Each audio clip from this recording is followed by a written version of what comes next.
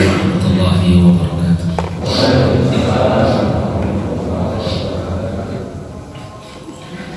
Alhamdulillah ala ihsani wa syukran lahu ala taufiqihi wa amtinani. Asyhadu an la ilaha illallah wahdahu la syarika lahu ta'ziman li sya'nihi wa asyhadu anna Muhammadan 'abduhu wa rasuluhu ja'ala lahu ridwan. Allahumma shalli 'alaihi wa 'ala alihi wa sahbihi wa ikhwani amma ba'd. Ma'asyiral muslimin wa muslimat rahimani wa rahimakumullah. Alhamdulillah pada kesempatan yang mulia ini kita kembali dipertemukan Allah Ta'ala untuk melanjutkan pembahasan seputar sunnah-sunnah harian. Yang kali ini kita sampai pada pembahasan mengenai sunnah-sunnah di dalam sholat, yaitu sunnah-sunnah di dalam sujud. Semoga Allah Subhanahu wa Ta'ala mencatat duduknya kita di rumah Allah Ta'ala ini dalam rangka kita bersama-sama mendekatkan diri kepada Allah dan mempelajari agamanya. Allah jadikan sebagai satu amal kebaikan yang memberatkan timbangan kita kelak di akhirat, dan menjadikan kita kelak dimudahkan oleh Allah Ta'ala untuk melangkahkan kaki menuju jannahnya. Amin ya rabbal alamin. Penulis mengatakan as-sujudu wa fihi 'uddatus sunan. Dalam sujud ada beberapa sunnah-sunnah yang dianjurkan untuk dilakukan. Yang pertama adalah yusannu lis-sajidi an yujadiya 'abdaihi an janbaihi wa dhaqnihi an fakhidaihi. Jadi disunnahkan bagi orang yang sujud itu untuk menjauhkan lengannya dari pinggangnya dan perutnya dari lututnya. Artinya dilakukan dengan melonggarkan tangan gitu, dan kemudian tidak merapatkan bagian kaki dengan perut. Karena ada sebagian orang itu sholat itu nun sewu bahasanya mengkeret lah. Mengkeret itu maksudnya dia tidak terlalu menjauhkan lambungnya, tapi dia menempelkan begini. Misalnya ini sujud, ini kepalanya orang, itu antara perutnya di sini dengan kakinya itu tidak agak direnggangkan, tapi didekatkan, sehingga yang terjadi nanti itu perutnya akan mendekat dengan bagian kakinya. Terus kemudian tangannya biasanya mepet dengan bagian sisi tubuh kanan dan kirinya. Gimana prakteknya? Dipraktekkan kan dulu ya. Jadi yang salah dulu ya. Yang salah dulu dengan sujud.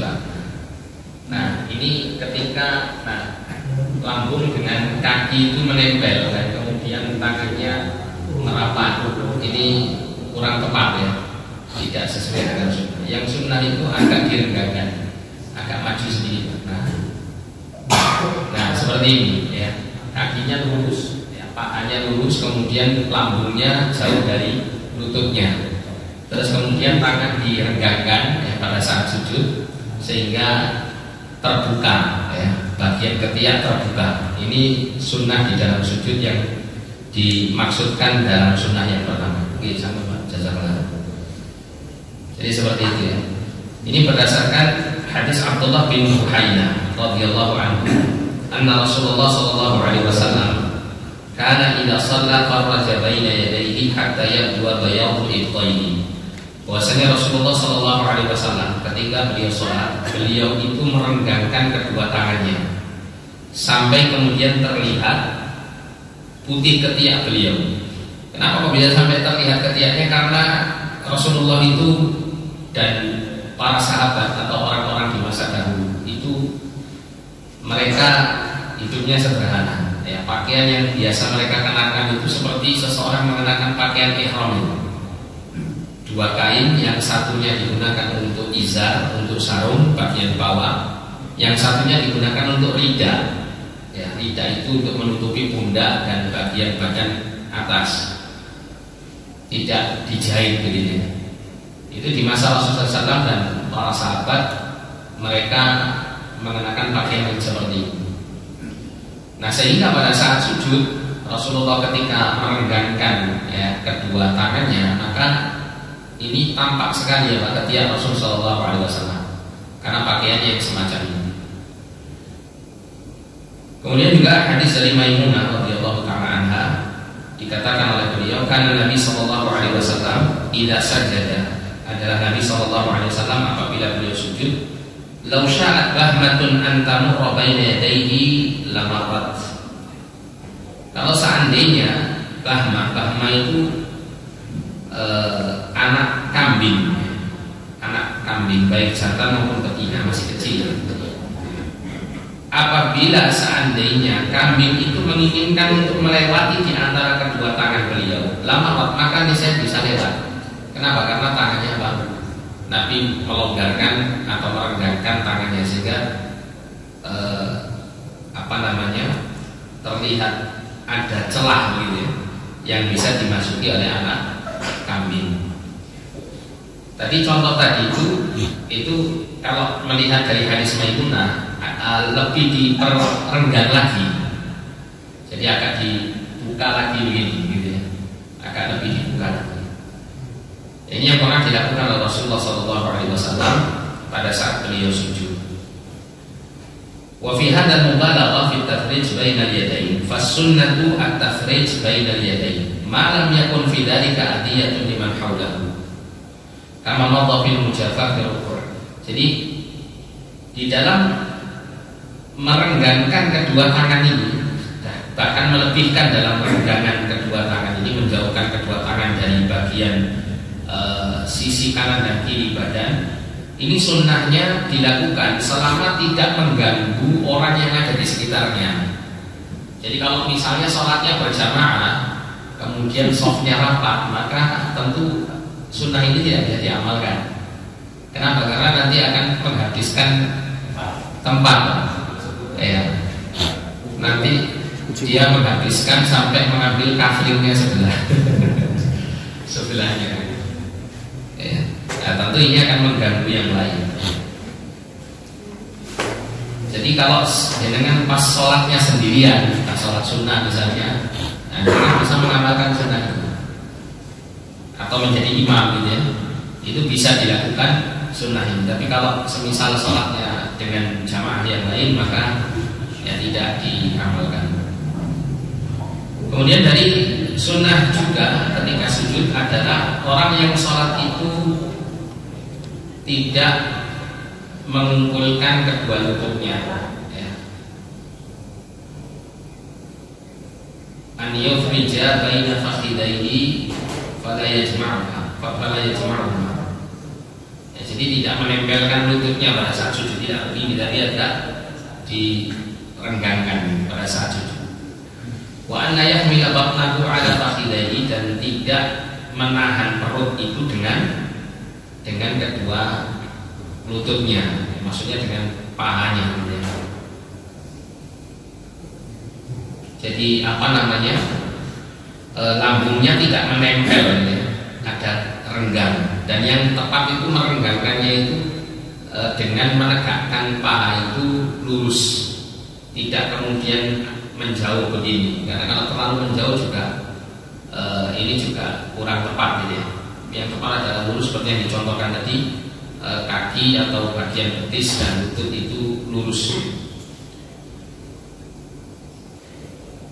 Bal yub'id fakhidai an batni, ya, bahkan hendaklah menjauhkan kedua lututnya dari perutnya. Ya, ini berdasarkan hadis Abu Humaid radhiyallahu anhu di dalam sifat salat Nabi. Wa idza sajada faraja baina fakhidaihi ghairu hamidin tatnahu ala syai'in min fakhidaihi. Apabila Nabi salat sujud, maka Nabi akan menjauhkan, ya, lututnya sehingga tidak menahan perutnya, ya, dengan bagian lututnya tersebut. Nah, ini adalah sunnahnya seseorang ketika sujud, atau fakhidaihi itu maknanya ini apa? Paha, ya, paha. Jadi menjauhkan paha dari lambungnya, ya, menjauhkan paha dari lambung. Jadi lutut paha ini dijauhkan dari lambung pada saat sujud. Boleh dia agak sedikit melebar atau menjauh gitu ya, tapi tidak berlebihan sampai hampir apa? Terus ya itu terlalu berlebihan ya. Tapi yang lebih tepat adalah dalam kondisi tegak ya. Jadi tegak sehingga itu sudah menjadikan antara lambung dengan pahanya itu berjauhan dan tidak ya tadi seperti yang Bapak tadi sudah praktekkan itu benar ya. Boleh misalnya agak dimundurkan sedikit ke sini, tadi sujudnya menghadap sana ya, agak dimundurkan sedikit boleh, tapi kalau terlalu berlebihan ya ini yang kurang tepat gitu ya. Terlalu berlebihan.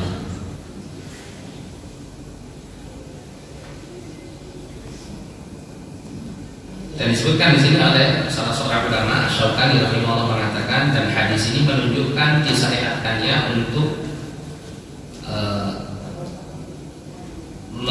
merenggangkan ya, pahanya di dalam sujud dan mengangkat perut dari keduanya, maksudnya menjauhkan perut dari keduanya ya. Karena kalau terlalu ke depan ya, paha itu ke depan maka akan menempel dengan perut dan akan menahan perut. Nah, ini kurang tepat dalam sujud.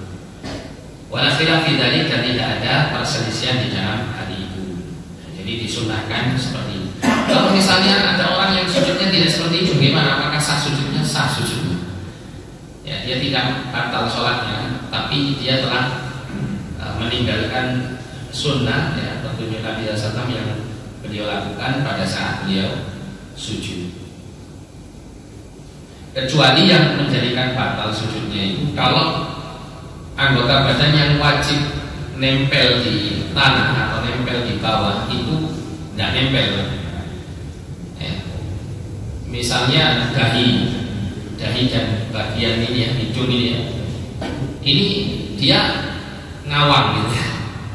Apa ngawang gitu ya?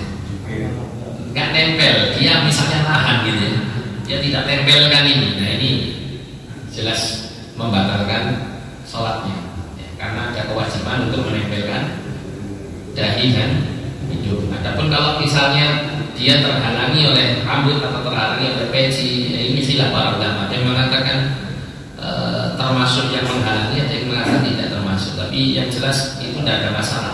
Yang jadi masalah kalau memang sama sekali tidak menempel ya, tidak menempel pada tempat sujudnya.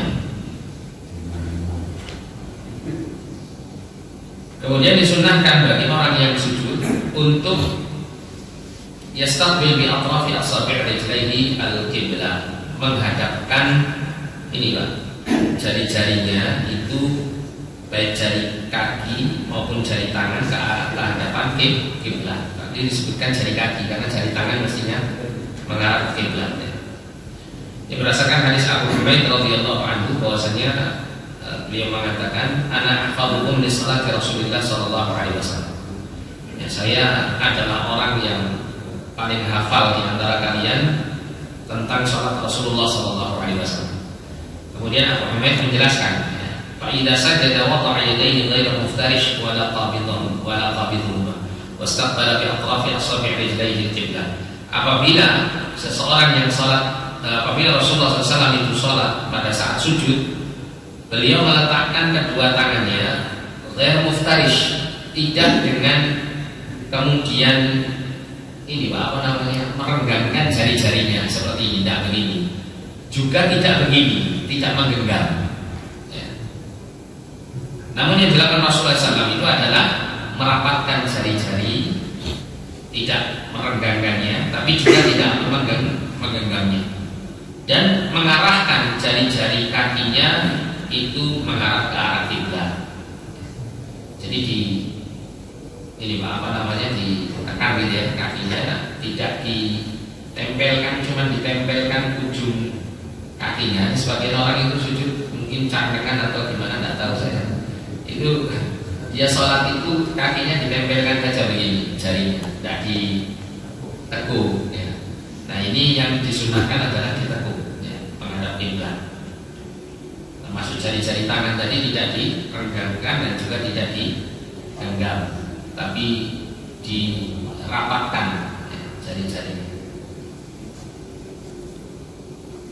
Nah, disebutkan di sini adapun jari-jari tangan ketika sujud sunnahnya adalah madmumah. Jadi dikumpulkan jari-jarinya itu dan menjadikan kedua tangannya itu menghadap ke arah kiblat, ya, tidak miring begini ya.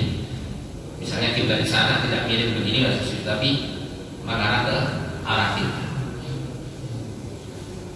Ini berdasarkan riwayat dari Ibnu Umar radhiyallahu anhu dalam kitab Muwatta Imam Malik dan juga di dalam Musannaf Ibnu Abi Syaibah dari Hafiz bin Asim, beliau mengatakan minas sunnah bis shalah, di antara sunnah di dalam salat adalah an yabsuta kaffaihi wa yadhumma asabi'ahu atau yadhumma asabi'ahu.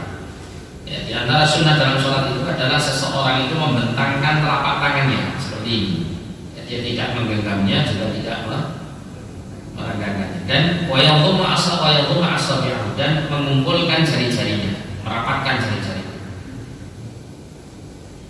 Wan wajihuhuma ma'a jihatil qiblah dan mengarahkan kedua tangannya itu searah dengan arah kiblat. Ini sunnahnya pada saat seseorang sujud. Kemudian yang berikutnya yusannu an ya'tiya bil adhkaril waridah fi sujud. Disunnahkan untuk membaca dzikir yang berasal dari Rasulullah SAW di dalam sujud. Wa yusannu lis-sajid an ya'tiya ma'a subhana rabbiyal a'la adhkaran ukhra waradat fi sujud. Jadi disunahkan bagi orang yang sujud itu setelah dia membaca zikir sujud seperti misalnya subhana rabbiyal a'la, maka dia menyebut juga zikir yang lain yang disunahkan ya di sini untuk ditambahkan atas zikir yang pertama ya, dari kalimat subhana rabbiyal a'la. Misalnya dia membaca subhana rabbiyal a'la, kemudian ditambahkan subhanallahumma rabbana wa bihamdika allahumma filli, atau misalnya subuhun qudusun rabbul malaikati war ruh, atau allahumma laka sajadtu wa bika amantu wa laka aslamtu sajda wa ijadil ladzi khalaqa wa sawwara wa syaqqa sam'ahu wa basarahu tabarakallahu ahsanul khaliqin. Atau doa seperti yang diajarkan Rasulullah, maghfir li dzambi kullahu diqqahu wa jillahu wa awwal wa akhir wa alaniyatahu wa sirrahu. Kemudian juga ada doa yang lain, Allahumma a'udzu biridhaka min sakhatik wa bi mu'afatika min 'uqubatik wa a'udzu bika minka la uhsi thana'an 'alaika anta kama athnaita 'ala nafsi.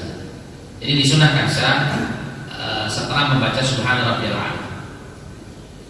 Setelah membaca subhana rabbiyal a'la, membaca zikir yang lain yang disunahkan untuk dibaca pada saat sujud. Nah, sedangkan baca subhana rabbiyal a'la di awal itu wajib ya, bukan sunnah, wajib. Kalau mengulang sampai 3 kali ini sunnah hukumnya, tapi yang wajib adalah dibaca satu kali. Sehingga kalau seseorang misalnya dia lupa tidak membaca subhana rabbiyal a'la pada saat sujud, maka wajib dia mengganti dengan sujud sahwi karena dia meninggalkan kewajiban. Tapi kalau misalnya seseorang itu meninggalkannya dengan sengaja, dia tidak mau membaca subhana rabbiyal a'la, dia tinggalkan ya, kewajiban ini, maka dia telah membatalkan sholatnya kalau dia menyengaja.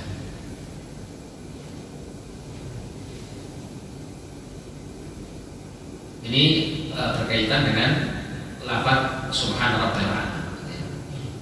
Adapun yang tambahannya maka sunnah. Disebutkan di sini fa yusannu an ya'tiya bima yastati'u min hadhil adhkar fi sujudi. Disunahkan untuk membaca dari zikir-zikir tadi di dalam sujud sesuai dengan kemampuannya. Wa yunawwi'u bainaha, dan menyebutnya bergantian ya, membacanya dengan jenis yang berbeda-beda. Kalau sujud yang pertama bacanya begini, nanti sujud yang kedua setelah subhan rabbiyal a'la baca yang lain, itu boleh. Wa ma'lumun anna al-wajiba fi ruku' subhan rabbiyal 'azim maratan wahidatan wa ma zada fa huwa sunnah. Dan sudah diketahui bahwasanya yang wajib di dalam ruku' itu mengucapkan subhan rabbiyal 'azim 1 kali, dan adapun tambahannya dari lafaz yang lain atau dengan mengulang sampai 3 kali atau lebih, maka dia adalah sunnah hukumnya. Demikian pula dalam sujud wajib mengucapkan subhana rabbiyal a'la 1 kali, adapun yang kedua dan ketiga adalah sunnah. Jadi yang wajib itu baca 1 kali. Dan di sini kemudian para ulama menjelaskan bahwa tumanina dalam sholat itu kalau dilihat dari sisi bacaan itu 1 kali bacaan itu sudah dianggap tumanina.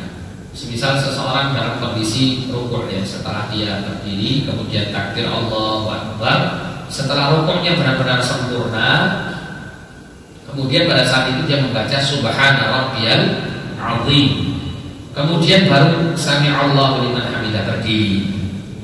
Ini tumanina salat. Tapi kalau rukuknya belum sempurna, pada saat takbir Allahu Akbar ini ya, baru saja sampai rukuk gini ya, baru rukuk begini langsung sami Allahu liman hamidah, ini tidak tumanina. Kenapa? Karena waktu untuk baca subhana rabbiyal azim itu adalah pada saat rukuknya sudah sempurna. Kalau misalnya rukuknya baru sempurna terus langsung berdiri, berarti dia tidak dalam keadaan membaca tasbih subhana rabbiyal azim. Termasuk juga sujud. Ada orang itu biasanya terkadang terlalu cepat itu dia sujud barusan nempelkan dahinya, pelan begini langsung takbir Allahu Akbar dulu. Ya, ini kurang tepat. Bahkan ini bisa merusak sholatnya karena tumanina termasuk rukun yang harus diperhatikan.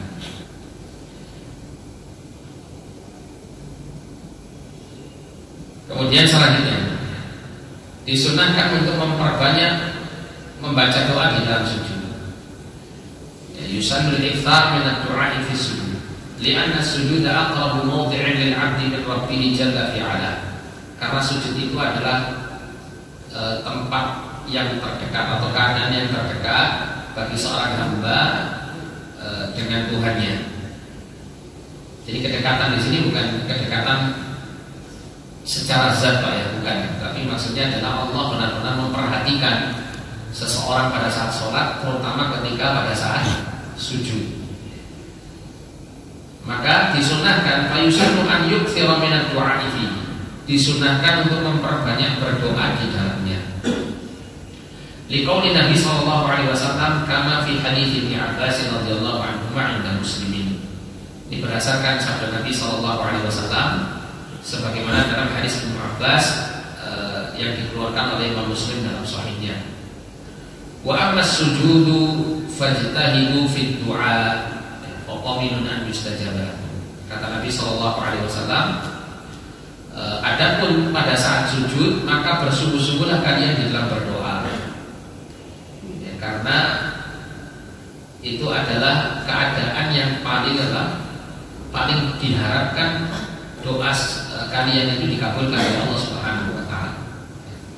Jadi waktu yang paling tepat untuk berdoa pada saat sholat itu diantaranya adalah pada saat sujud. Nah kemudian doa ini bagaimana? Apakah doa ini harus doa yang dicontohkan Rasulullah SAW ataukah doa ini bersifat umum? Wallahu a'lam. Kalau melihat dari redaksi hadisnya tidak ada keterangan dari Nabi untuk mengkhususkan doa-doa tertentu pada saat sujud atau menganjurkan memperbanyak berdoa dengan doa ini atau itu. Sehingga di sini menunjukkan bahwa doa yang disunahkan pada saat sujud itu adalah doa yang bersifat umum. Doa yang bersifat umum. Jadi kita meminta hajat keperluan kita dunia dan akhirat itu bisa kita minta kepada Allah pada saat sujud. Pertanyaannya bagaimana kalau misalnya saya tidak bisa bahasa Arab? Apakah boleh saya berdoa dalam sujud itu dengan bahasa yang lain? Maka wallahu a'lam, karena di sini tidak diterangkan ya untuk membaca doa dengan lafaz tertentu, maka lafaznya bebas. Kalau misalnya tidak mengatakan harusnya kan berbahasa Arab, maka kita tanya apa yang mewajibkan seseorang pada saat sujud itu berdoa dengan bahasa Arab? Di dalam sholat itu yang dilarang itu adalah mengucapkan kata-kata yang bukan bacaan sholat. Sedangkan bacaan sholat memang diperintahkan oleh Rasulullah atau diajarkan oleh Rasulullah dengan berbahasa Arab. Adapun ketika diperintahkan untuk berdoa, di sini tidak ada keterikatan dengan bahasa tertentu. Kalau seseorang misalnya diwajibkan dia untuk membaca doa dengan berbahasa Arab, maka di sini tentunya yang lebih tepat adalah mewajibkannya orang tersebut atau mensunahkan orang tersebut untuk berdoanya dengan doa-doa yang dicontohkan Rasulullah. Karena itu lebih berhati-hati. Kenapa? Karena yang dilarang dalam sholat itu berbicara dengan kalam ucapan manusia. Sedangkan ucapan manusia itu ya terkadang bahasa Arab. Apa maksudnya Pak? Jadi pada saat sujud diperintahkan Nabi, disunahkan Nabi untuk banyak berdoa. Kalau misalnya doa itu bersifat tidak boleh sesuai dengan kebutuhan kita, tapi doanya menyesuaikan dengan apa yang pernah dicontohkan Rasul atau diajarkan Rasul, maka di sini ya, meskipun dia pakai bahasa Arab sekalipun di dalam doanya pada saat sujud, asal itu bukan doa dari Rasul, maka tidak diperkenankan kan gitu. Tapi di sini disebutkan oleh Nabi untuk bersungguh-sungguh dalam berdoa tanpa menjelaskan doa apa yang selayaknya dibaca pada saat sujud, yang menandakan bahwa doa itu bersifat umum. Kalau memang Anda bisa berbahasa Arab lebih baik, tapi kalau tidak bisa, maka bahasanya tidak dibatasi di dalam hadis ini. Ya, bagaimana memintanya kepada Allah. Allahu a'lam. Kemudian wa minas sunani fil majlah fil jalsah baina sajdatain. Di antara sunnah-sunnah di dalam duduk di antara dua sujud. Kalau tadi pada saat sujud, sekarang duduk di antara dua sujud. Di antara sunnah pada saat duduk di antara dua sujud adalah membentangkan atau kaki bagian kiri dan duduk di atasnya, kemudian menegakkan kaki bagian kanan, seperti yang biasa kita duduk. Namun yang tepat adalah pada saat seseorang duduk itu hendaklah dia menegakkan kaki kanannya. Karena terkadang kita mendapati ada orang itu ketika dia duduk itu tidak menegakkan kaki kanannya, tapi sama-sama membentangkannya seperti kaki kiri. Bisa dicontohkan. Nah, ini yang benar Pak, yang benar. Jadi kaki kanan itu berdiri tegak, sedangkan kaki kiri membentang dan diduduki oleh pantat kita. Nah, kalau yang salah itu kalau kaki kanannya itu ikut dibentangkan, bisa seperti ini salah, atau dibentangkan ke bagian kiri, ya bagian dalam. Nah, diduduki, nah itu ada yang seperti ini. Ini kalau begini gitu ya, terus diduduki, ini juga tidak sesuai dengan sunnah. Yang tepat adalah menegakkan kaki kanan dan membentangkan kaki kiri dan mendudukinya.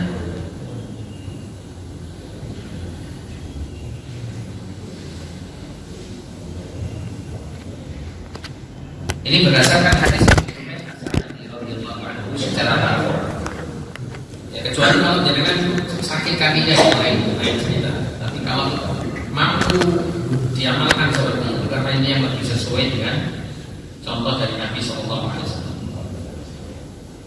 Jadi disebutkan di sini oleh sahabat Abu Hamid As-Sa'idi, fa idza jalasa fi rak'ataini jalasa 'ala rijlihi yusra wa nasaba al-yumna. Apabila Nabi SAW duduk di antara dua sujud, maka beliau duduk di atas kakinya yang kiri dan menegakkan kakinya yang kanan.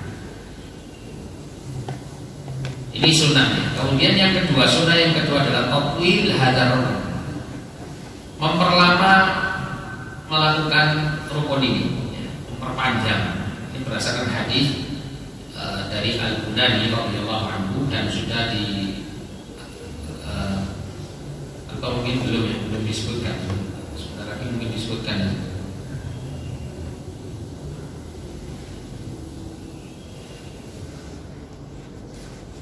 Ya, jadi Jadi agak memperlama duduk di antara dua sujud itu. Kemudian yusannu liman arada qiyam ila ayyi rak'atin thaniyatin aw rabi'atin an yajlisa yasiran qabla an yaqum. Disunahkan juga bagi orang yang ingin berdiri menuju kepada rakaat yang kedua atau rakaat yang keempat untuk duduk sejenak sebelum dia bangkit. Duduk istirahat istilahnya. Yang bukan tasyahud ya, bukan duduk tasyahud. Jadi setelah sujud itu kemudian bangkit untuk berdiri. Nah itu disunahkan untuk duduk sejenak, baru kemudian berdiri. Wahai tusamma jalsatul istirahat, dan ini dinamakan dengan duduk istirahat. Walaysa laha dzikrun muayyanun wa ja'a thubutuha fi thalathati ahadits minha. Jadi disebutkan di sini dalam 3 hadis, ya.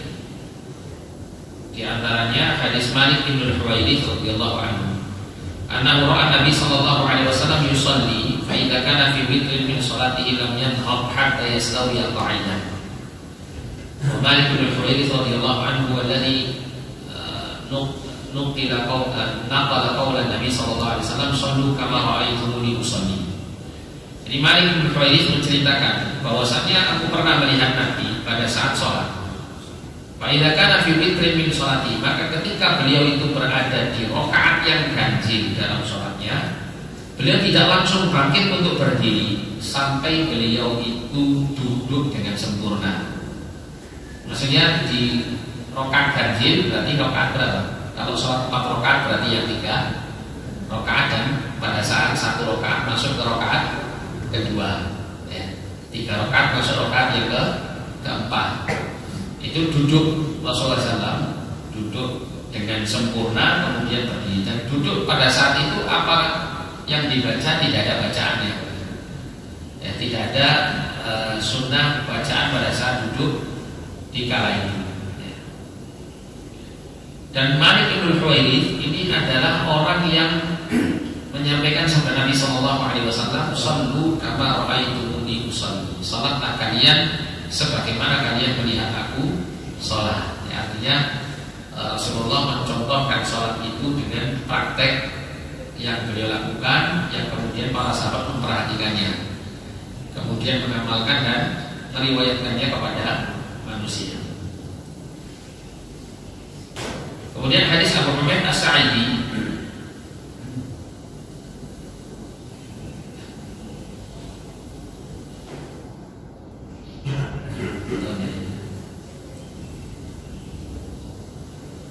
qauluhu fa idza kana witrun min sholati ay kana fi rak'atil ula aw tsalitsah lam yadhhab ay li rak'atil tsaniyah aw rabi'ah hatta yastawi qa'idan.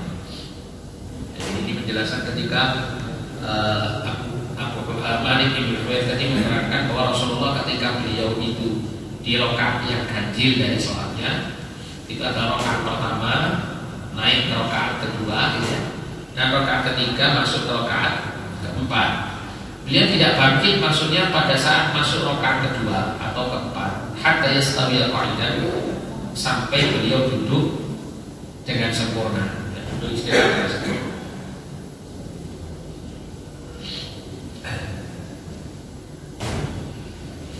Dan di sini diperselisihkan tentang kesunahan duduk istirahat ini. Ada yang mengatakan tidak sunnah, sehingga tidak apa-apa ditinggalkan, langsung saja, tidak ada sunnahnya. Tapi ada yang mengatakan bahwa itu adalah sunnah. Dan penulis kitab ini memilih waswab annaha sunnatun mutlaqah. Yang benar adalah bahwa duduk istirahat ini termasuk dari sunnah secara mutlak, berdasarkan hadis dari Malik bin Huwairits tadi dan Abu Humaid, ya. Dan yang menguatkan kesunahan duduk istirahat secara mutlak itu para ulama di antara mereka adalah An-Nawawi, kemudian Asy-Syaukani, ya, dan ulama-ulama yang kontemporer seperti Ibnu Baz, Al-Albani, dan komite fatwa. Jadi mereka mensunahkannya.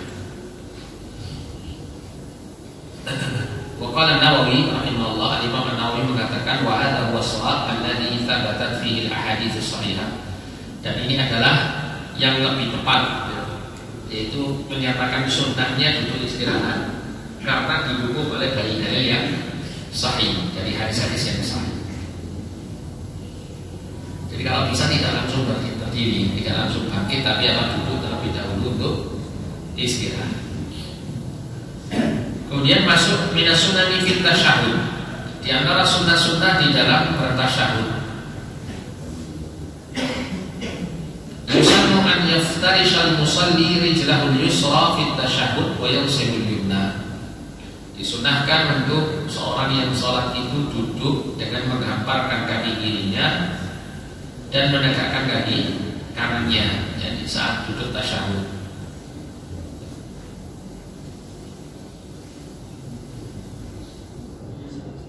Ya. Jadi ini yang dimaksud adalah tasyahud awal, ya, tasyahud awal.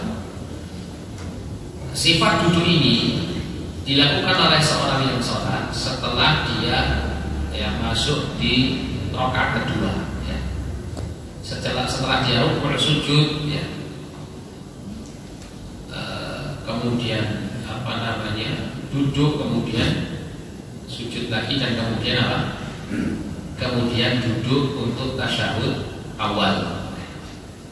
Dan ini adalah dilakukan di sholat yang 4 rakaat atau 3 rakaat. Kalau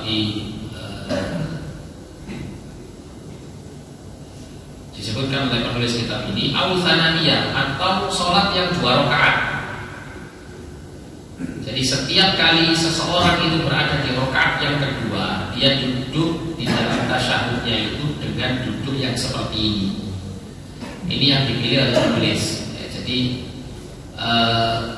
untuk kaitannya dengan yang terakhir ini, Pak, duduk 2 rakaat ini, jika rakaatnya cuma 2, berarti ini tasyahudnya tasyahud awal atau tasyahud akhir? Tasyahud akhir, ya. Karena rakaatnya cuma 2 rakaat. Nah, menurut penulis kitab ini memilih pendapat yang mengatakan sunnahnya duduk dengan duduk seperti yang digambarkan tadi, atau sering disebut dengan istilah iftirash. Iftirash itu artinya membentangkan kaki yang kiri, gitu ya. Duduk seperti duduk di antara 2 sujud. Nah, adapun untuk yang 4 rakaat, 3 rakaat pada saat tasyahud awal itu sepakat para ulama duduknya begitu. Tapi kalau untuk yang 2 rakaat dan itu berarti duduk tasyahud akhir, maka di sini ada khilafnya, ada perbedaannya, ada perbedaannya. Kalau penulis kitab ini lebih memilih duduknya yang lebih afdal adalah iftirash.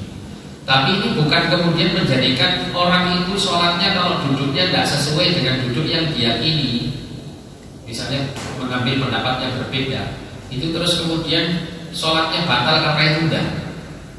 Karena ini hanya berkaitan dengan afdaliyah, yang disunahkan yang lebih tepat itu yang mana, itu saja. Kalau yang berkeyakinan bahwa duduknya itu iftirash, yaitu duduk seperti di antara 2 sujud, maka dia mengamalkan itu karena lebih afdal, ya. Tapi kalau misalnya dia meyakini bahwa duduk dalam semua rakaat akhir, termasuk di situ adalah sholat yang 2 rakaat, maka duduknya tawarruk. Tawarruk itu miring, seperti yang banyak kita amalkan, ya. Duduk miring itu, maka ini yang lebih afdal bagi mereka, ya. Jadi di sini memang ada khilaf, ada perbedaan pendapat dari kalangan para ulama. Kalau dari mazhab sebagian mazhab seperti mazhab Hambali itu menyatakan bahwa duduk 2 rakaat, baik itu di dalam sholat yang 4 rakaat atau 3 rakaat atau 2 rakaat, gitu ya, itu duduknya adalah iftirash, duduk seperti di antara 2 sujud, baik itu sebagai tasyahud awal atau tasyahud akhir. Tapi kalau untuk mazhab Syafi'i itu dibedakan. Kalau duduknya 2 rakaat itu adalah untuk tasyahud awal, maka duduknya iftirash. Tapi kalau 2 rakaatnya itu adalah tasyahud akhir, dan duduk tasyahud akhir pada rakaat-rakaat yang lain, itu yang lebih tepat, lebih afdal adalah dengan tawarruk. Alasan yang mengatakan disunahkannya duduk dengan duduk iftirash pada saat di akhir rakaat 2, ya, apabila seseorang sholatnya 2 rakaat, itu dikarenakan duduk itu asalnya dalam sholat itu iftirash.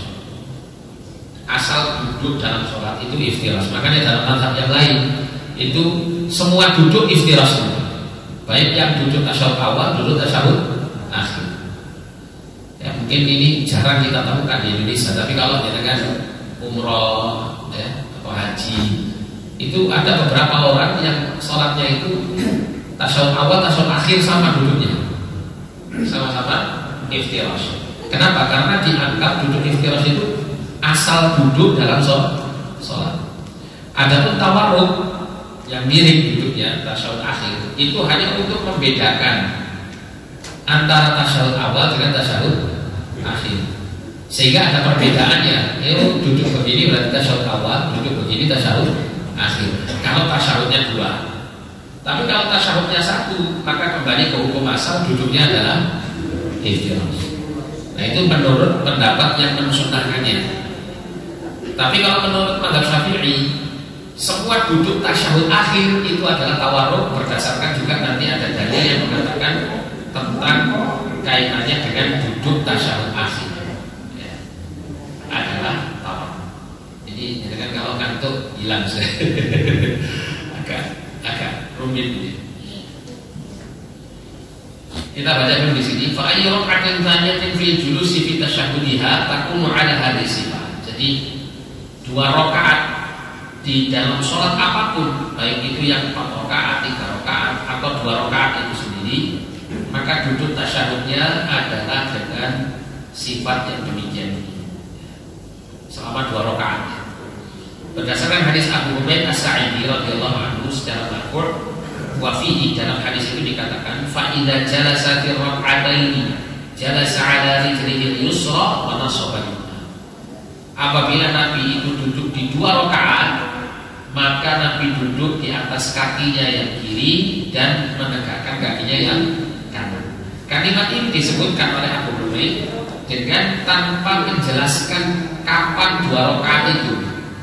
Beliau hanya mengatakan setiap kali duduk 2 rakaat, baik itu pada saat sholat yang 4 rakaat, 3 rakaat maupun yang 2 rakaat. Itu pemahaman yang diambil dari hadis ini. Berarti termasuk yang 2 rakaat pada saat tasyahud akhir di 2 rakaat tetap duduknya seperti ini berdasarkan riwayat Abu Humaid As-Sa'idi.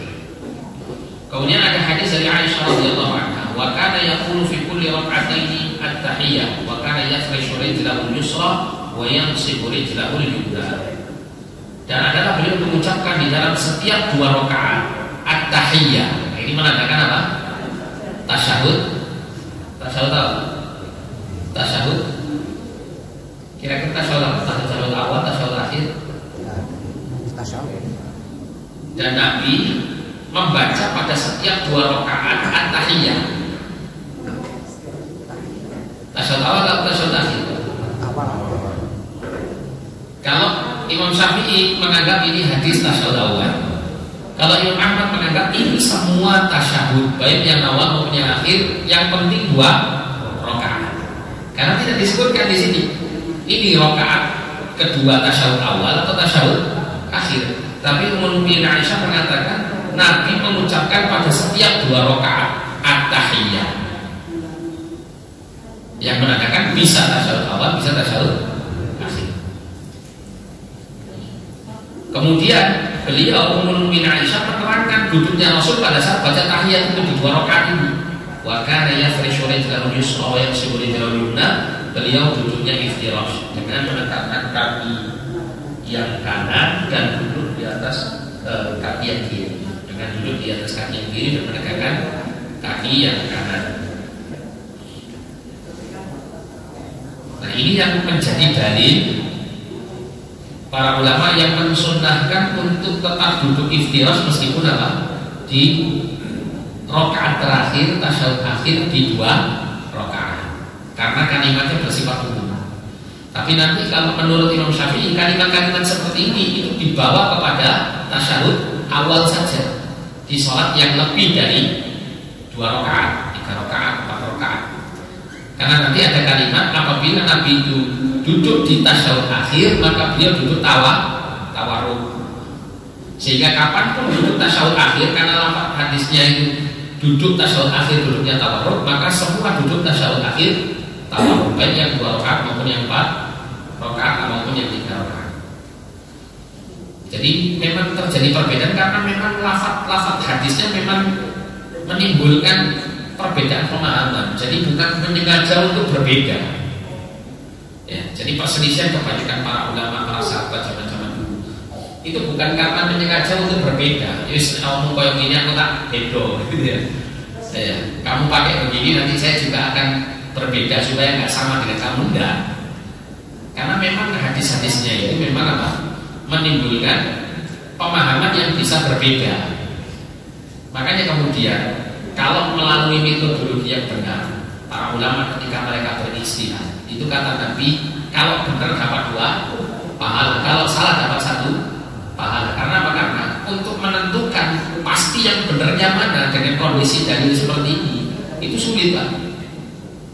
Makanya ada istilah menurut para ulama itu yang dipilih dan yang tidak dipilih itu sering disebut roji sama marju. Roji marju itu bukan ini benar ini salah, ya.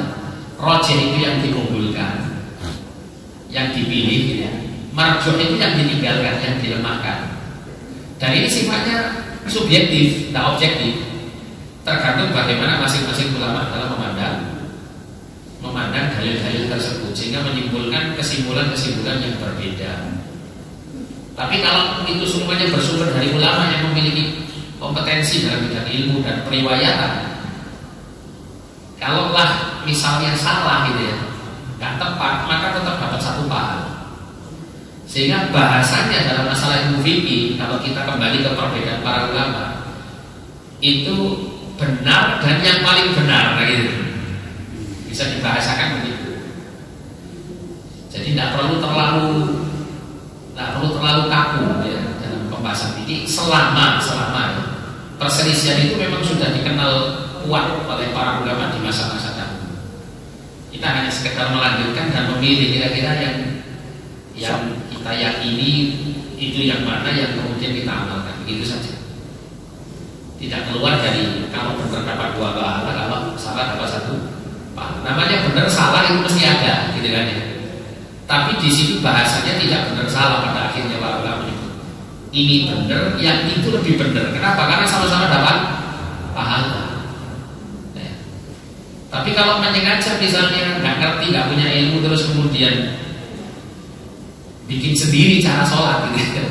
Nah ini yang lain ini. Ya, para ulama mereka menyandarkan kepada dalil, namun memang dalilnya, kondisi dalil yang sampai kepada mereka itu memang menjadikan pemahaman mereka bisa berbeda. Nah, adapun tasyahud akhir di dalam sholat yang 4 rakaat dan 3 rakaat, maka akan datang penjelasan mengenai caranya. Kemudian lanjutnya di sunnah yang berikutnya. Sunnahnya di dalam duduk, an-yunawi'a fi wad'i yadaini hala tasyahud. Sunnah untuk meletakkan tangan, ya, kedua tangan ketika dalam kondisi tasyahud. Itu ketika meletakkan telapak tangan itu bisa memilih ya, dari sifat-sifat yang disebutkan. Yang pertama adalah an yadha'a yadaini ala al-fakhidain. Jadi meletakkan tangannya, telapak tangannya itu di atas paha, ya, di atas paha. Yang kedua meletakkan telapak tangan di atas lutut. Ini 2 sifat yang diamalkan oleh Rasulullah SAW. Kadang beliau meletakkan telapak tangannya di atas paha, kadang diletakkan di atas lutut. Keduanya benar, gitu ya. Nah, yang disunahkan di sini pada saat tasyahud, kadang-kadang meletakkan apa? Telapak tangannya di atas paha, kadang-kadang meletakkan telapak tangannya di atas lutut. Jadi kalau ada beberapa riwayat yang menggambarkan pengamalan Rasul itu dalam melakukan sholat pada bagian ini, itu terkadang melakukannya begini, terkadang melakukannya begitu, maka disunahkan untuk selang-seling. Apa selang-seling? Gantian.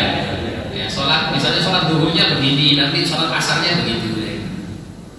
Karena apa? Karena kedua-duanya dilakukan oleh Nabi SAW bergantian.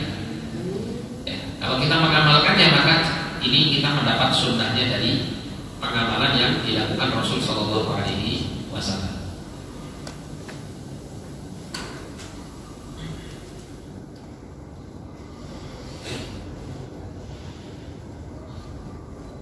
Amal yusra fahiya mabsutatun dari. Jadi tangan kiri itu mesti terbentang begini. Nah, mungkin apa dikepalkan. Kalau ada misal orang sholat kok kemudian mengepalkan kedua tangannya, maka ini tidak tepat. Terutama pada saat tasyahud ini. Jadi yang tepat adalah pada saat tasyahud tangan kiri itu tidak dikepalkan. Nah, ini bisa diletakkan di atas paha, kadang bisa diletakkan di atas lutut. Sedangkan yang tangan kanan ini nanti adalah menggenggam, karena nanti ada isyarat dengan jari. Ini berasal dari Ibnu Umar radhiyallahu ta'ala anhu yang mengatakan karena Nabi sallallahu alaihi wasallam idza jalasa fi shalah wada'a kafahu yumna 'ala fakhidhihi yumna wa qabada asabi'ahu kullaha. Adalah Nabi sallallahu alaihi wasallam ketika duduk di dalam salat, beliau meletakkan telapak tangan yang kanan di atas pahanya yang kanan. Wa qabada asabi'ahu kullaha, dan menggenggam semua jari-jarinya. Wa asyara bi isba'ihi allati taliyal ibham, dan kemudian Nabi itu berisyarat dengan jari telunjuknya. Wa wada'a kafahu yusra 'ala fakhidil yusra, dan meletakkan telapak tangan kirinya di atas paha kirinya. Ini ya. Berarti di atas paha seperti ini. Tapi dalam riwayat lain juga disebutkan di lutut. Ya. Wa yulqimu kafahu yusra rabbatahu. Ada riwayat diletakkannya di lutut. Kemudian sunnah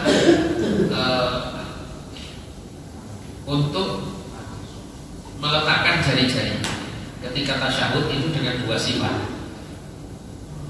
untuk bergantian dalam mengerjakannya. Sifat yang pertama adalah dengan menggenggam semua jari-jari telapak tangan yang kanan, dan kemudian berisyarat dengan jari telunjuknya, dan tangan yang kiri itu terbentang.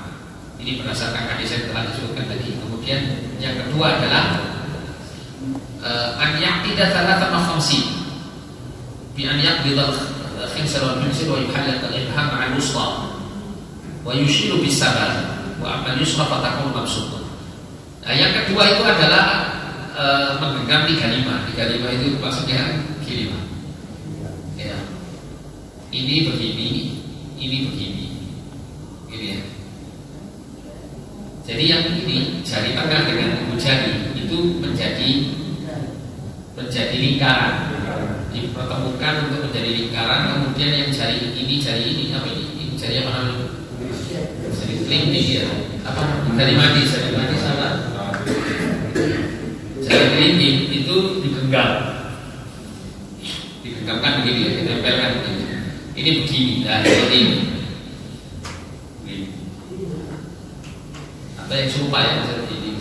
Intinya seperti ini, membuat lingkaran pada apa?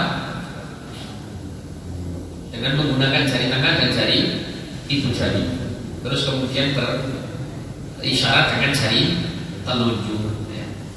Isyarat dengan jari. Ini berdasarkan hadis Ibnu Umar yang lalu ya. Kemudian ditambahkan apabila Nabi SAW itu duduk di tasyahud, maka beliau meletakkan tangan kirinya di atas lututnya yang kiri, dan meletakkan tangan kanannya di atas lututnya yang kanan. Wa'aqada thalathatan wa khamsin, dan Nabi ini ya, itu 53. Maksudnya 53 ini seperti tadi gitu. Kenapa dikatakan 53? Mungkin karena ini 5 gitu ya, karena bulat gitu ya. Nah, ke arah mungkin bulat gitu. Atau gimana saya tidak tahu.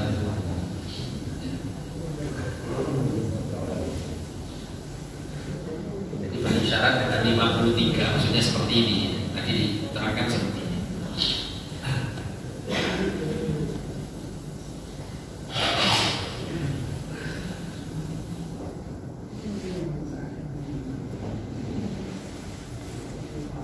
Nah kemudian mungkin timbul pertanyaan, terus kapan ya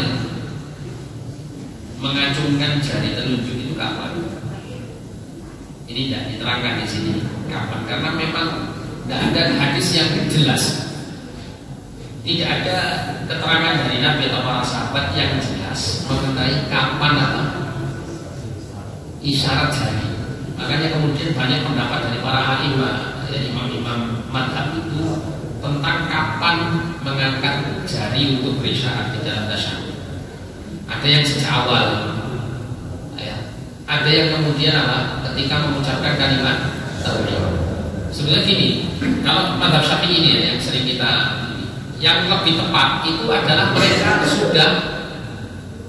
sudah mengacungkan jari begini, tapi dia tidak ditegakkan, tapi ditidurkan begini. Itu mazhab Syafi'i. Ini yang saya banyak lihat itu orang-orang amalkan yang seperti ini. Jadi dia sudah begini ya. Nah, sudah dari awal ya, at-tahiyatul mubarakatus shalawatut thayyibatun lillah itu sudah begini dari awal. Ya. Terus kemudian asyhadu an la ilaha illallah, pada saat Allah itu diangkat. Ini untuk mengisyaratkan apa? Mengisyaratkan ketauhidan sekaligus kalau melihat dari dalil-dalil yang lain. Imam Syafi'i itu mengumpulkan banyak dalil. Dalil-dalil yang lain, Rasulullah itu ketika beliau memulai berdoa itu selalu apa? Mengangkat jarinya. Seperti khutbah Jumat, khutbah kedua ketika berdoa. Pada saat berdoa itu apa? Mengangkat jarinya. Pada saat itu menggabungkan dua hal, menyebutkan ketauhidan sembari apa? Memulai untuk berdoa. Kenapa? Karena setelah itu akan membaca sholawat Allahumma sholli ala Muhammad dan seterusnya, itu masuk kategori doanya gitu. Tapi ada juga mengatakan tahiyat itu dari awal sampai akhir itu doa. Makanya dari awal apa sudah isyarat, karena setiap kali Rasulullah berdoa itu selalu berisyarat dengan jari. Ada yang seperti mazhab Imam Ahmad itu setiap kali mengucapkan lafaz Allah itu diangkat. Misalnya tahiyatulillah gitu. Turun lagi wassalawatu thayyiban misalnya. Terus kemudian misalnya sampai Allahumma gitu. Allahumma sholli alaihi asyhadu an la ilaha illallah gitu. Terus turun lagi. Ini juga dikuatkan dengan hadis Wa'il bin Hujr. Wa'il bin Hujr itu mengatakan Rasulullah menggerakkan jarinya pada saat tasyahud. Ada yang mengamalkan itu dengan cara dia menggerakkannya dengan gerakan yang ringan. Tahrik itu karena gerakan ringan. Ada yang memahaminya seperti memahami dalam mazhab Hambali itu setiap kali mengucapkan lafaz Allah itu naik kemudian turun lagi, naik turun lagi, itu kan juga menggerakkan jari. Ada juga yang pada saat kalimat tauhid asyhadu an la ilaha illallah ini terus kemudian digenggamkan lagi. Kenapa kok digenggamkan lagi? Karena nggak ada juga dalam hadis Nabi SAW itu keterangan kapan itu diangkat dan kapan itu diturunkan. Tidak ada. Makanya kemudian banyak ijtihad gitu ya, pendapat-pendapat yang berbeda. Dan di sini kembali kepada seperti yang saya awal sampaikan tadi. Asalkan Anda punya ulama yang bisa diikuti dan mereka tentu juga berdasarkan dalil ya. Maka kalaupun salah mendapat satu paham. Dan isyarat jari ini juga bukan kewajiban. Isyarat jari ini sunnah. Kalau kewajiban ya mohon maaf ya, kalau yang tidak punya jari tidak boleh diganti Pak ya. Misalnya kalau punya jari telunjuk itu diganti jari tengah, tidak boleh.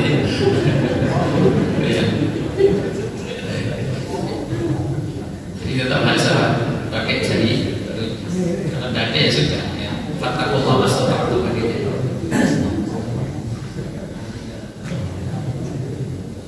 ini berkaitan dengan mengangkat jari.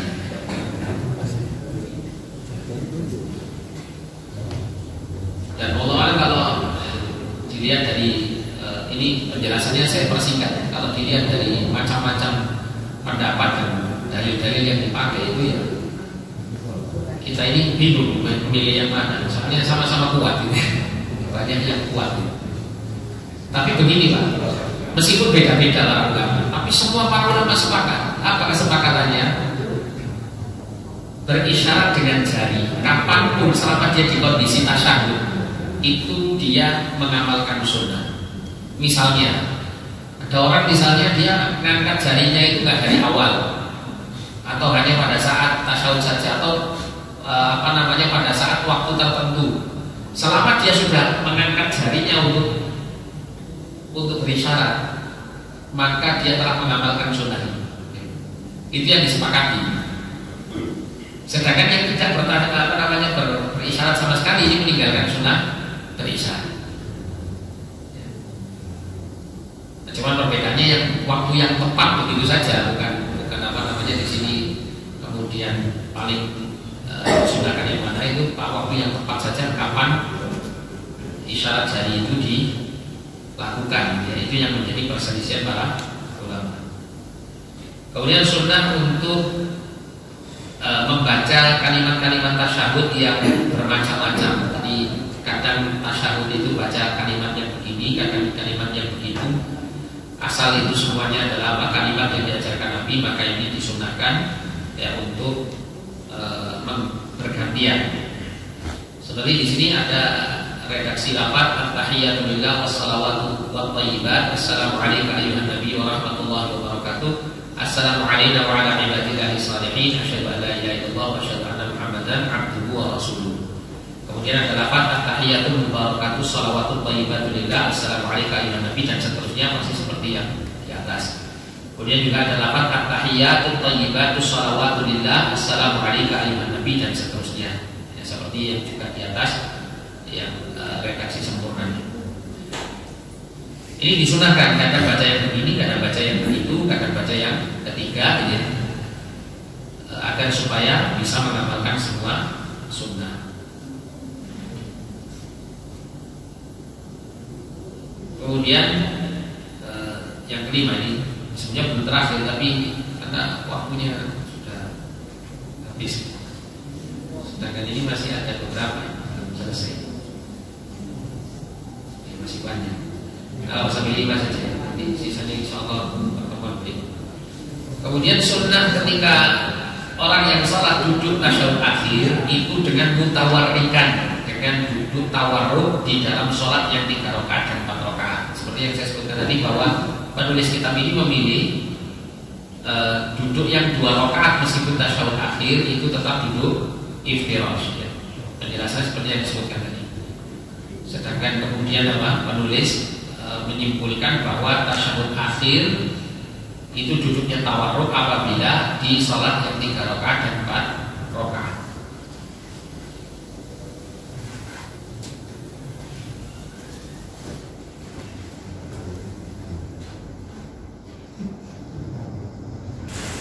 Jadi duduk tasyahud akhir itu seperti yang kita biasa duduk ya, yaitu menghamparkan kaki yang kiri,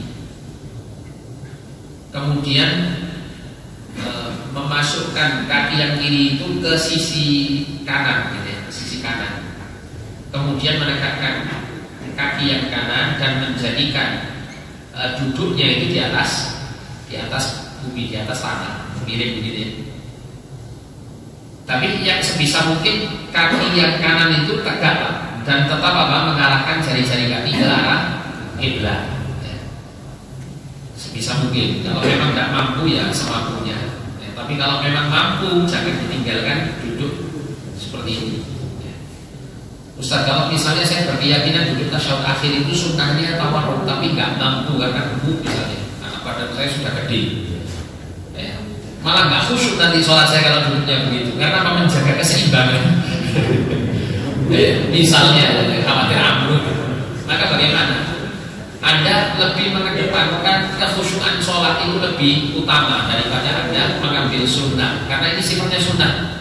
Andai Anda duduk tasyahud akhirnya duduk dengan duduk iftirash pun tidak ada masalah. Ya, bahkan menurut mazhab yang lain, kalau saya mazhab Abu Hanifah atau mazhab Malik itu duduknya memang begitu, tidak tawarruk gitu. Meskipun Allah alam yang lebih tepat adalah sunnahnya tawarruk.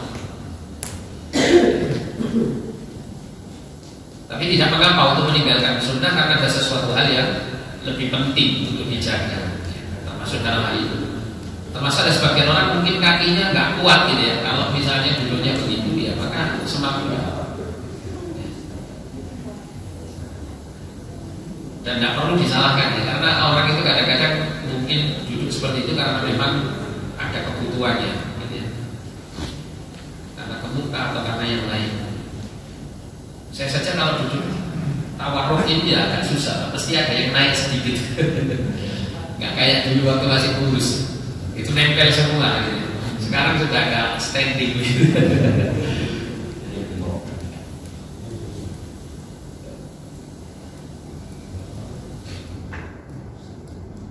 Nah kemudian ya, duduk tawarruk ini itu ada dua jenis. Seperti jenis yang pertama tadi yang disebutkan tadi, miring begitu, tawarruk. Ada juga yang duduk tasyahud akhir itu boleh dengan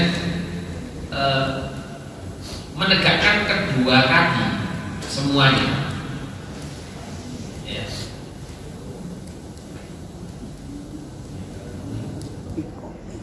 Tapi ini riwayat dari Abu Dawud, dari Ibnu Hibban. وَلِيُعْلَمَ أَنَّ التَّوَرُّكَ عَلَى الصَّحِيحِ لَيْسَ فِي كُلِّ تَشَهُّدٍ أَخِيرٍ وَإِنَّمَا فِي التَّشَهُّدِ الْأَخِيرِ فِي الصَّلَاةِ الثُّلَاثِيَّةِ وَالرُّبَاعِيَّةِ مُتَتَابِعَةً. Sudah ini, tapi ini tidak lazim.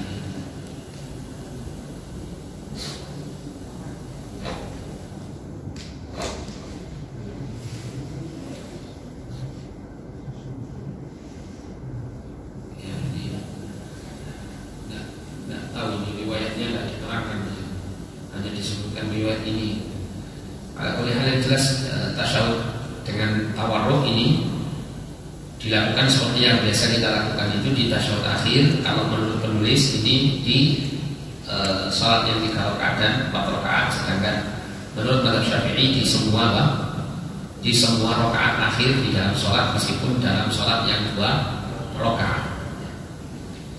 Wallahu a'lam bishawab. Ini yang bisa kita baca. Insyaallah pertemuan berikut kita lanjutkan pembahasan mengenai sunnah-sunnah pada saat tasyahud. Ada pertanyaan seperti itu? Ya.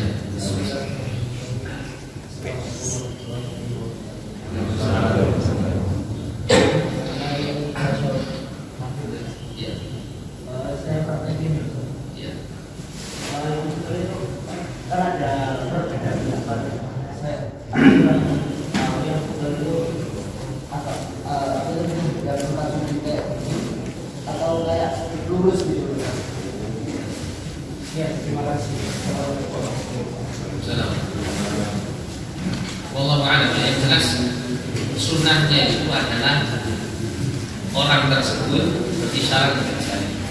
Adapun berisyarat dengan jari, kisah jari kan maksudnya. Jadi boleh dia lurus, boleh dia turun, selama itu dikategorikan berisyarat dengan jari. Karena gak ada keterangan yang pendek pengetahuan saya, tidak ada keterangan yang spesifik mengenai syarat jari itu dengan lurus kencang menghadap kiblat lurus ataukah menghadap tempat sujud gitu kan, tidak ada keterangan seperti itu. Sehingga selama orang itu dianggap dia sudah berisyarat dengan cara menurunkannya ini atau mengangkatnya, maka ini sudah masuk kategori berisyarat. Jadi kalau dari mazhab Syafi'i tadi lah, ketika berisyarat itu sejak awal, ya, sejak mengucapkan at-tahiyyat itu sudah berisyarat, cuma isyaratnya diletakkan di bawah, diarahkan ke bawah. Ketika kalimat Allah itu baru diangkat. Ya. Ini dikarenakan menggabungkan semua dalil daripada hadis yang menerangkan bahwa pada saat berdoa itu Nabi mengangkat jari, ya, berisyarat dengan jari, maka pada saat at-tahiyat, kalau memang at-tahiyat itu kalimat itu sudah masuk doa, maka dalam mazhab Syafi'i sudah dilakukan yang namanya isyarat.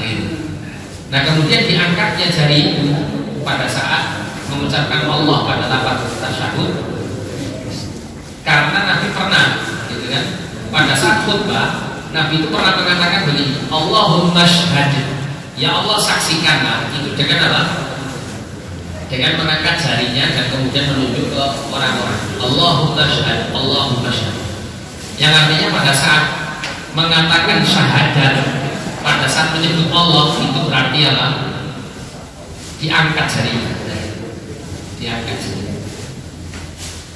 Sehingga sejak awal sudah tasyahud dan sudah isyarat di tasyahud itu, tapi untuk mengangkatnya itu adalah pada saat kalimat Allah di dalam tasyahud, yang di dalam syahadat yang ini untuk menunjukkan apa? Untuk menunjukkan keesaan Allah. Dan itu dilakukan Rasul pada saat Rasulullah menyampaikan khutbahnya. Allahumma, berarti ngangkat gitu ya, ngangkat jarinya ke atas langit untuk menunjukkan keesaan Allah. Kemudian ditunjukkan kepada orang-orang ya, atas apa yang disampaikan tersebut pada saat itu. Sehingga dari dalil yang banyak itu kemudian muncul kesimpulan pendapat Imam Syafi'i yang seperti ini. Ada pertanyaan? Oke, Bu.